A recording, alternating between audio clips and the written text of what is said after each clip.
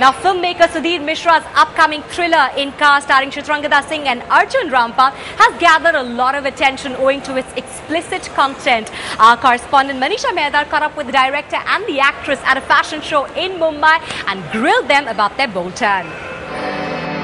Well, the film Inkar is not only making headlines for its bold content, but also for its steamy promos. Joining me is the leading lady and the director of the film. Please welcome Chitrangada Singh and Sudhir Mishra. First of all, Inkar deals with sexual harassment at workplaces. Tell me, what really made you make a film on this topic? It's there everywhere.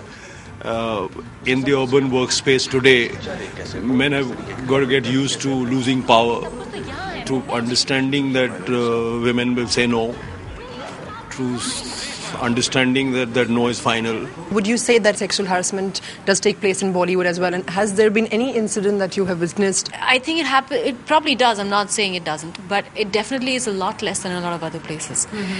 And I think the reason why that is because it's not like, this is your government job. Yeah, this is the job that you have, which will probably, you lose if you don't listen to your boss, or you go against, or you go and complain.